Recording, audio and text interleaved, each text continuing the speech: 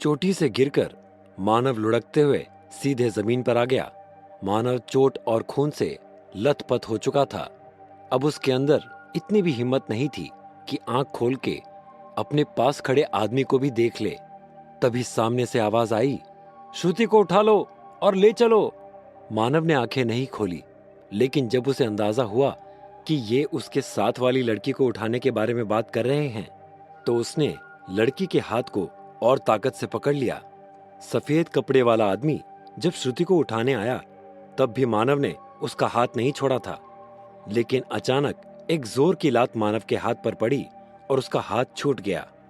मानव बेहोश होने ही वाला था कि तभी श्रुति की आवाज आई, बाबा, वो लड़का। सफेद कपड़ा पहने अमरीश बोला, बेटा तुम चिंता ना करो, मैं इसको आज जिंदा नहीं छोड़ूंगा। श्रुति अभी अभी होश में आई थी। उसके पास अभी इतनी शक्ति नहीं थी कि सही से बोल भी पाए। वो फिर से टूटी फूटी आवाज में बोली, बाबा, वो लड़का मेरे साथ है, उसने मुझे बचाया है। अमरीश ने जब श्रुति की बात सुनी तो मानव के हाथ पर अपना लात मारने का उन्हें बहुत अफसोस हुआ। उन्होंने अपने साथियों की ओर इशारा किया तो वो मानव को उठाने के लिए आ गए। अमरीश ने सामने नागदल के योद्धा नागसेन को देखा तो ललकारते हुए बोला, दुष्ट नीच, अब तू इतना गिर गया है कि योद्धाओं के घर की औरतों के ऊपर वार करता है। रुक जा, आज मैं तेरा सारा खाता बंद कर देता हूँ। नागसेन श्रुति को लेकर भागने की वजह से मानव के ऊपर बहुत चिढ़ा हुआ था। उसे पता था कि अगर एक बार कहीं मानव गरुड़ों के राजधानी में चला गया तो उसे मार पाना आसान नहीं होगा। इसलिए उसने अमरीश की बातों पर ज्यादा ध्यान नहीं दिया और अपनी लंबी सी जीप की तलवार बनाकर मानव के ऊपर हमला कर दिया। अमरीश ऐसी किसी चाल के लिए पहले से तैयार थे। उन्होंने अपने हाथ में ली हुई तलवार को हवा में जोर से घुमाया और एक तेज बिजली हवा में फैल गई और नागसेन की जीप पर जोर का झटका लग गया। जब तक नागसेन दोबारा हमला कर पाता, अमरीश के साथी मानव को लेकर राजधानी की ओर मुड़ गए। नागसेन गुस्से में फुफकारते हुए बोला, ठीक है, कोई बात नहीं, वो ना सही तो तू ही सही, उसे तो तुम बचा ले गए हो, खुद को कैसे बचा पाओगे। इतना कहकर नागसेन ने अपनी जीभ और अपने हाथ में लिए हुए दंड से एक साथ अमरीश पर हमला कर दिया। अमरीश 50 साल के एक अधेड़ आदमी थे, लेकिन उनके शरीर में गजब की फुर्ती थी। अमरीश ने नागसेन की वार से खुद को आसानी से बचा लिया और जमीन पर एक जोर की लात मारकर हवा में उड़ गए। जब तक नागसेन अमरीश की चाल समझ पाता, अमरीश ने उसके सीने पर एक जोर की लात मार दी और नागसेन उड़ते हुए दूर जा गिरा। अमरीश ने नागसेन के सीने पर अपनी तलवार से वार किया तो नागसेन ने अपनी तलवार से वार को रोक लिया और अमरीश की गर्दन को अपनी लंबी सी जीभ में लपेट लिया। अमरीश भी पुराने अनुभवी आदमी थे। उन्होंने नागसेन की जीभ को कसकर पकड़ा और पकड़कर जोर से बाहर की ओर खींचने लगे।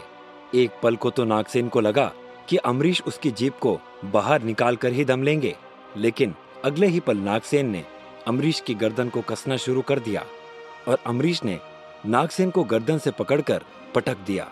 नागसेन समझ गया कि वो इस तरह से अमरीश से नहीं जीत सकता है। उसने अमरीश के बारे में सुना तो काफी था, लेकिन वो सामना आज पहली बार कर रहा था। नागसेन ने अब अपनी शक्तियों का प्रयोग करना शुरू कर दिया। उसने अपने शरीर को वहीं जमीन पर छोड़ दिया और अपने अंदर की कुल एनर्जी को इकट्ठा करके बाहर निकाल दी। अमरीश ने जब नागसेन को अपनी शक्तियों को बाहर निकालते देखा तो चिल्लाते हुए अपने साथियों से कहा, सब के सब ढाल उठा लो, ये हमला करने वाला है। अमरीश अपनी बात पूरी भी ना कर पाए कि तभी एक बड़ा सा हरे रंग का गोला नागसेन के पेट से निकला और उसमें से कई सारे छोटे छोटे गोले बाहर निकलने लगे। जहां जहां गोला गिरता वहां की जमीन काली होती जा रही थी। अमरीश ने जब देखा कि नागसेन इतने में मानने वाला नहीं है, तो उन्होंने भी अपनी शक्तियों को बाहर निकाल लिया और एक अग्निपिंड बाहर निकल कर आ गया। नागसेन जो भी वार करता, अग्निपिंड सभी वार बेकार कर देता। कुछ देर में ही नागसेन के सारे वार बेकार हो गए। उसकी शक्तियां कमजोर पड़ने लगी। तभी अमरीश ने अपने अग्निपिंड को और आगे भेज दिया। जैसे जैसे अग्निपिंड नागसेन के पिंड के करीब जा रहा था, नागसेन की शक्तियां कमजोर होती जा रही थी। तभी अमरीश नागसेन को ललकारते हुए बोला, क्यों बच्चे, डर लग रहा है? लड़ने का शौक कम हो रहा है? अभी तुम सिर्फ हरे लेवल पर पहुंचे हो। अभी और सीखो और जाकर अभ्यास करो, फिर लड़ने आना। नागसेन को पता चल चुका था कि वो अब अमरीश से जीत नहीं सकता है, इसलिए उसने अपनी एक आखिरी दांव चली। नागसेन ने जब देखा कि अमरीश की शक्तियां उसकी शक्तियों की ओर बढ़ रही हैं, तो उसने जल्दी से अपनी शक्तियों को वापस खींच लिया और तेज गति से उड़ते हुए अमरीश पर हमला कर दिया। अमरीश इस चालाकी के लिए तैयार नहीं थे। उन्होंने अपनी शक्तियों को वापस बुलाया, लेकिन उन्हें थोड़ा टाइम लग गया और तब तक नागसेन ने उनके गर्दन पर अपनी तलवार से जोरदार वार कर दिया। अमरीश ने फुर्ती के साथ छलांग मारी और वार से अपनी गर्दन को बचा ले गए, लेकिन वो तलवार उनके पैर पर जाकर लग गई और उनके पैर पर काफी चोट लग गई। हालांकि अमरीश को इस बात की खुशी भी थी कि उन्होंने इस हमले में नागसेन को बहुत ज्यादा चोट पहुंचा दी है। नागसेन का सीना फट गया था। वो दर्द से गुस्से से चिल्लाते हुए बोला, मैं तुम तीनों को छोड़ूंगा नहीं, मैं फिर वापस आऊंगा। इतना कहकर वो तेजी से उड़कर भाग गया। अमरीश ने अपने साथियों की ओर देखा तो वो मानव और श्रुति को अंदर लेकर जा चुके थे।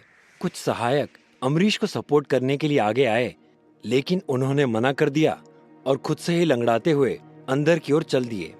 मानव को बेहोश हुए 2 दिन हो चुके थे, लेकिन अब तक उसे होश नहीं आया था। श्रुति होश में थी, लेकिन अभी भी बीमार थी। मानव को गरुड़ दल की राजधानी गरुड़ धाम के राजघराने के अस्पताल में भर्ती किया गया था। वैद्य और सहायिका लगातार मानव पर दवाइयों का प्रयोग कर रहे थे और उसे होश में लाने की कोशिश कर रहे थे। अमरीश का डॉक्टर को सख्त आदेश था कि मानव के इलाज में किसी भी प्रकार की कोई भी कमी ना हो। उसका इलाज वैसे ही किया जाए जैसे कि राजघराने के लोगों का किया जाता है। मानव के बारे में जब श्रुति ने अमरीश को बताया तो वो मानव के प्रति दया से भर गए कि कैसे मानव ने अपनी जान पर खेलकर श्रुति को बचाया है, और अगर श्रुति की वजह से मानव को कुछ भी हो जाता है तो उन्हें जिंदगी में इस बात का दुख रहेगा। गरुड़ दल के राजा प्रद्योत को जब ये बात पता चली कि मानव वही लड़का है जिसने गांव में कई सारे योद्धाओं की मदद की थी और अब गरुड़ दल के सबसे श्रेष्ठ नेता अमरीश की बेटी की जान बचाई है, तो उन्होंने अपने राज्य के सबसे बड़े वैद्य को मानव का इलाज करने के लिए व्यक्तिगत रूप से भेज दिया। धीरे धीरे इलाज का असर मानव के ऊपर हो रहा था। आखिरकार 3 दिन बाद मानव को होश आया और उसे देखने के लिए अमरीश खुद चले आए। अमरीश ने वैद्य से मानव का हालचाल पूछा तो वो बोले, इसका शरीर रिस्पॉन्स नहीं कर रहा है, ऐसा लग रहा है जैसे इसकी बीमारी पकड़ में नहीं आ रही है। दरअसल मानव होश में आ चुका था, लेकिन ठीक नहीं हो रहा था। अमरीश ने वैद्य की ओर देखा और बोले, इसकी बीमारी क्या है, कुछ पकड़ में आई? वैद्य मानव की ओर देखते हुए बोला, नहीं, इसकी बीमारी कुछ अलग ही ढंग की लग रही है। इसकी नाड़ी पकड़ में नहीं आ रही है। ऐसा लग रहा है जैसे ये यहाँ का होते हुए भी यहाँ का नहीं है। अमरीश कुछ सोचते हुए बोले, क्या ऐसा नहीं हो सकता कि मैं अपनी इंट्यूशन या अपनी शक्ति इसके अंदर भेज दूं और इसके अंदर क्या खराबी है ये पता कर लूं? वैद्य कुछ बोलते उससे पहले ही मानव बोला, ये मैं कहाँ हूँ और आप लोग कौन हैं? अमरीश मानव के सामने खड़े होकर बोले, तुम गरुड़ दल की राजधानी गरुड़ धाम में हो और मैं अमरीश हूँ। तुमने जिस लड़की की जान बचाई थी वो मेरी ही बेटी है। मानव अपने सर पर हाथ फेरते हुए बोला, अब वो कैसी है? क्या वो ठीक है? और उनका घाव? अमरीश हल्की सी मुस्कान के साथ बोले, वो अब ठीक है, थोड़ी कमजोर है लेकिन जल्द ही ठीक हो जाएगी। तुम बताओ, तुम कहाँ से हो? तुम्हारा घर कहाँ है? मानव दिमाग पर जोर डालते हुए सोच रहा था कि आखिर वो अमरीश को क्या बताए। अगर वो सच बोलता है तो हो सकता है ये लोग नए राजा के लिए खतरा समझ के मानव को मरवा दें या फिर सत्ता के लिए 2 गुट बन जाए। हर हाल में गरुड़ दल का ही नुकसान होना था। मानव कुछ सोचकर बोला, मेरा नाम चिरंजीव है, मैं मिक्स्ड ब्लड वाला आदमी हूँ और अपनी माँ के घर आया हूँ। इस पर अमरीश जी बोले, ठीक है, जब तुम एकदम स्वस्थ हो जाओ तो अपने ननिहाल चले जाना, तब तक यहीं आराम करो।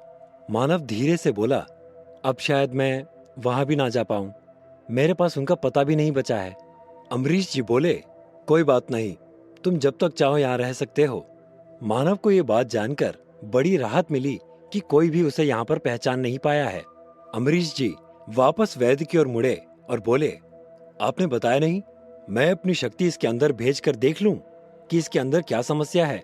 मानव ने जब अमरीश की ये बात सुनी तो चौंक गया। वो खुद से ही बोला, अगर ये अमरीश मेरे शरीर में प्रवेश कर गए तो मेरे सारे राज इनके सामने आ जाएंगे। नहीं, ऐसा नहीं होना चाहिए। तभी वैद्य जी बोले, अमरीश, तुम्हारी शक्तियों को इसका शरीर बर्दाश्त नहीं कर पाएगा। अगर तुम अपनी एनर्जी को इसके अंदर भेज दोगे तो ये और बीमार हो जाएगा। मानव ने वैद्य की बात सुनी तो राहत की सांस ली। अचानक मानव की नजर वैद्य की सहायिका पर पड़ी तो वो काफी गुस्से में थी। मानव सबसे नजरें चुराकर उसकी ओर देख रहा था कि तभी अमरीश जी बोले, चिरंजीव, चिरंजीव।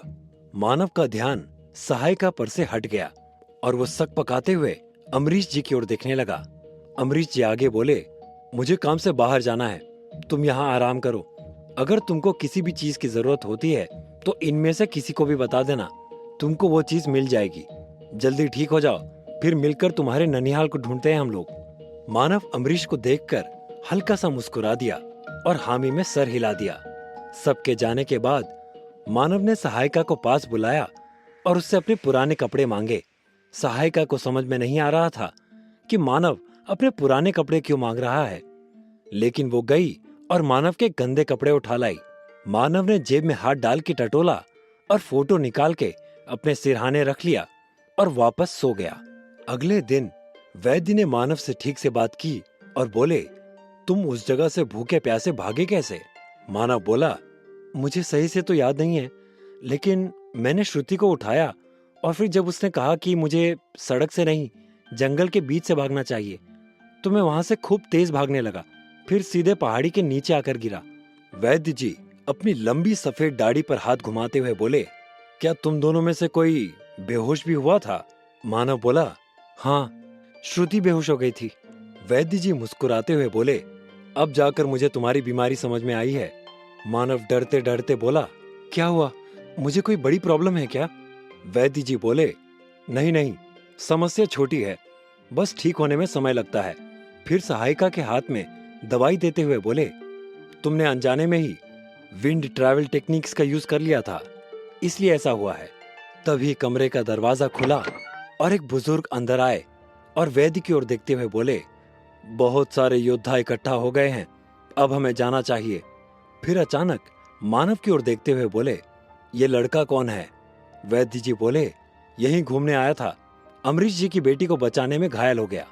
बुजुर्ग मानव को कुछ देर तक देखते रहे, फिर बोले, अचानक एक पुराने दोस्त की याद आ गई। कैसे वापस पाएगा मानव अपनी गद्दी को? क्या छिपा पाएगा मानव अपनी असलियत को? कौन है ये योद्धा और क्यों हो रहे हैं ये इकट्ठा? कौन है ये बुजुर्ग जिन्हें आ गई अपने दोस्त की याद? जानने के लिए सुनते रहिए पक्षीराज, सिर्फ और सिर्फ पॉकेट एफएम पर।